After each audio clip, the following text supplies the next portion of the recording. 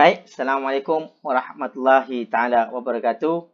Alhamdulillah, terima kasih pelajar. Hari ini kita menyambung kembali pembelajaran kita untuk geografi tingkatan 1. Okey. Ya, dan hari ini kita dah masuk geografi fizikal.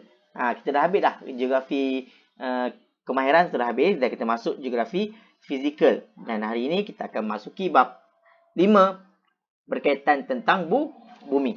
Seperti mana yang pelajar boleh nampak tu kan? Itu adalah bumi kita. Baik. Untuk tajuk ini, okey. Di akhir pengajaran dan pembelajaran ni, pelajar-pelajar akan dapat 4 subtopik, 4 standard pembelajaran atau 4 objektif pembelajaran. Pertama, pastikan pelajar boleh menjelaskan ada 4 sistem fizikal bumi. Yang pertama, pelajar boleh menjelaskan apakah 4 sistem fizikal bumi. Yang kedua, pelajar dapat menjelaskan struktur bumi. Bumi ni dia ada struktur dia yang tertentu.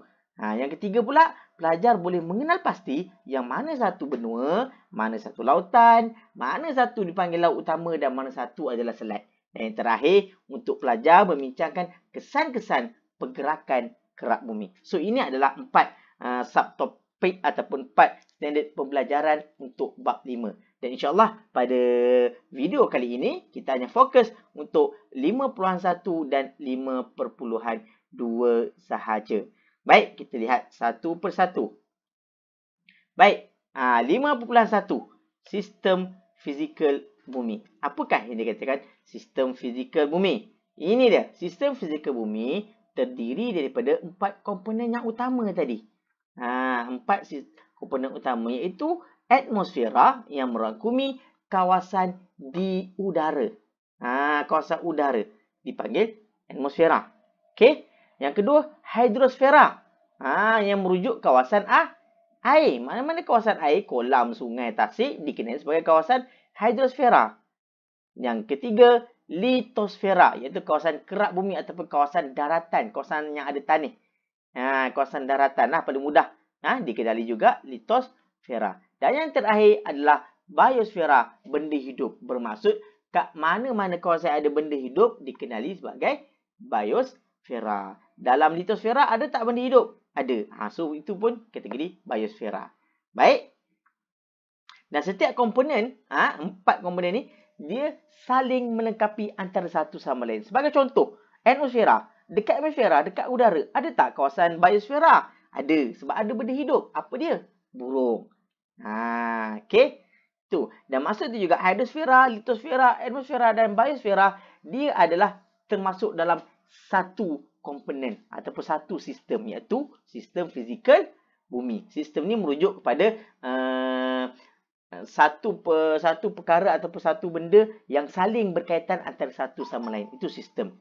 Sebab itu dia katakan setiap komponen dalam sistem fizikal bumi, keempat-empat ini adalah saling melengkapi antara satu sama lain. Kalau tak ada salah satu, tak akan jadi sistem bumi. Contoh, tak ada atmosfera, tak panggil bumi lah tu. Okey. Baik. Ini dia. Nampak? Ini gambaran bumi daripada satelit. Cantik kan bumi ni sebenarnya. Okey. Kita belajar satu persatu sistem fizikal bumi. Yang pertama tadi, yang dikatakan atmosfera. Ini dia kawasan udara.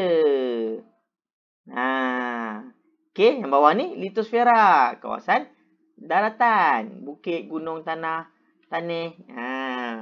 Ini dia pula untuk hidrosfera, kawasan air, laut, sungai. Dan ini adalah biosfera. So ini 4 komponen sistem fizikal bumi.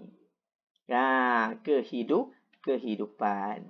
Baik, atmosfera adalah ruang udara yang meliputi permukaan bumi.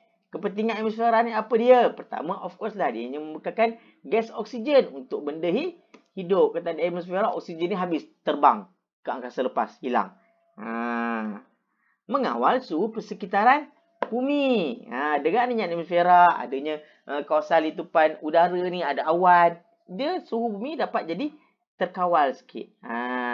Perubahan iklim dan cuaca di bumi juga berkaitan dengan atmosfera. Penting untuk telekomunikasi seperti satelit. Dan pengangkutan seperti penerbangan udara. Baik. Dan atmosfera ini pula boleh dibagikan kepada 1, 2, 3, 4, 5 kategori. Yang dinamakan troposfera, stratosfera, mesosfera, termosfera dan eksosfera. Dan setiap kategori ini dia ada lapisan-lapisan yang tertentu seperti yang ditunjukkan dalam video ini. Okey, lapisan atmosfera dan kepentingannya. Mempunyai 5 lapisan yang utama, iaitu dia tadi. Ini jadual menunjukkan lapisan-lapisan atmosfera dan juga apakah kepentingannya. Yang pertama, troposfera, pembentukan unsur-unsur cuaca seperti hujan. Stratosfera, terdapat lapisan ozon. Yang mana lapisan ini ada satu lapisan yang terdiri pada gas-gas yang tertentu yang bertujuan untuk menghalang sinaran UV sampai ke bumi. Maksud dia hanya membenarkan sinaran daripada cahaya matahari yang tertentu sahaja, yang diperlukan oleh penduduk bumi sahaja. Yang tidak diperlukan, dia akan tapis dan dia akan bebaskan balik. So, itu adalah lapisan ozon. Mesosfera pula, adalah satu kawasan atmosfera yang bertindak untuk menghancurkan meteor sebelum sampai ke bumi, supaya bumi ini selamat. Kalau tak ada lapisan mesosfera, tak hancurkan meteor, empat bumi habislah hancur. Wallahualam. Termosfera penting untuk komunikasi kat sinilah. Gelombang-gelombang pendek, gelombang-gelombang panjang dipantulkan. Itu yang kita boleh dapat. SMS, WhatsApp semua tu. Okey. Dan eksosfera, lapisan paling luar menuju ke angkasa. Angkasa lepas sinilah terletaknya satelit yang mengorbit bumi. Baik, seterusnya hidrosfera. Ini dia air.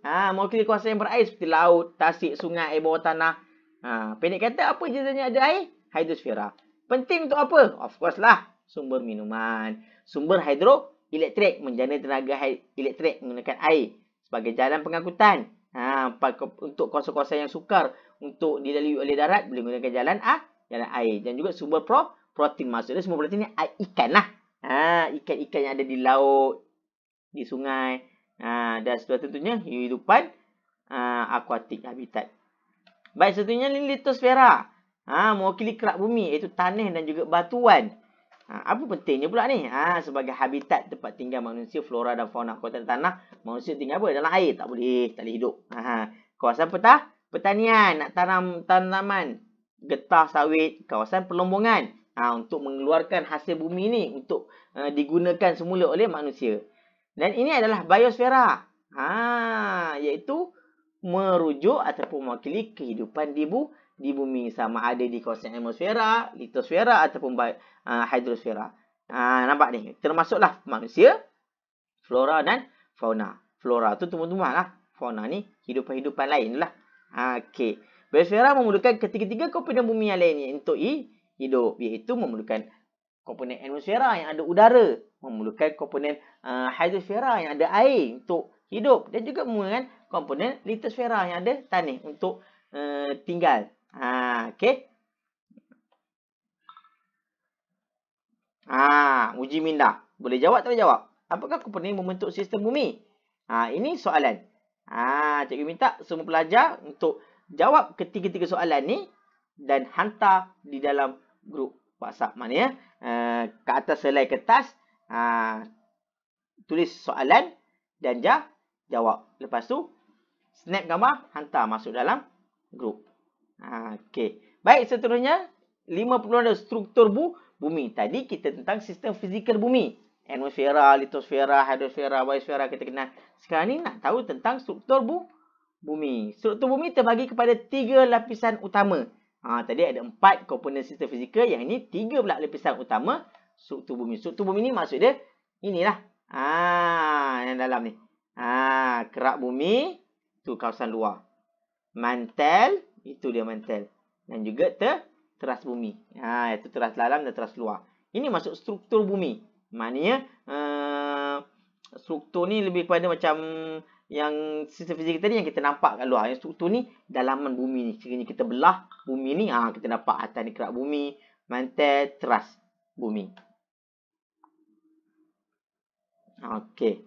Macam mana struktur bumi? Okey. Tengok ni. Kerak bumi, lapisan paling keluar. Sangat nipis jika dibandingkan dengan lapisan-lapisan yang lain. Juga dikenali sebagai litosfera yang kita belajar tadi. Baru sekejap tadi kan. Terbagi kepada 2 bahagian, iaitu seal dan juga sima. Jangan sebut sial, seal. Lain sikit seal.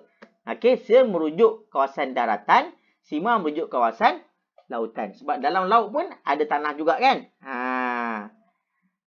Okey, ini dia gambaran plat daratan sial dan plat lautan sima. Jelas ada gambar. Lapisan sial daratan lebih tebal berbanding dengan lapisan sima lautan tu tadi. Baik, seterusnya mantel. Mantel membentuk lebih 85% berat bumi. Iaitu hampir 2/3 jusim bumi adalah daripada mantel bersifat separa pepejal dan cecair. Ada separa pepejal, ada separa cecair. Separa pepejal ni macam mana? Contoh, nak tengok tak? Jelly. Jelly tu kan. Dadir ke? Tu separa pepejal. Suhu antara 800 darjah Celsius sehingga 1600 darjah Celsius. Panas wah. Panas. Seterusnya teras bumi yang terbagi pada dua. Ada teras dalam, teras bumi ni lapisan paling dalam. Terbagi pada dua, iaitu teras luar dan juga teras dalam. Mengalami suhu dan tekanan yang sangat-sangat tinggi. Suhu tu sangat panas lah. Tekanan ni maksud dia dikompakkan, ditekan. Okey. Baik. Okey. Habis untuk tajuk hari ni. Kita tengok sikit video tentang ni macam mana struktur bumi ni.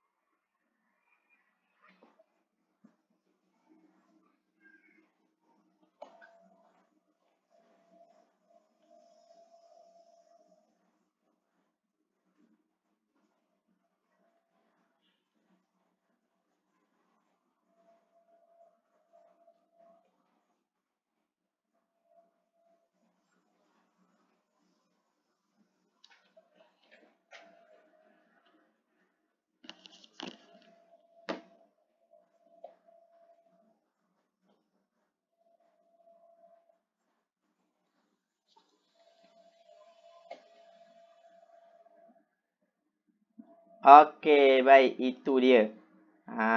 Tentang gerak bumi. Baik, okey. Terima kasih pelajar. Itu saja untuk kelas.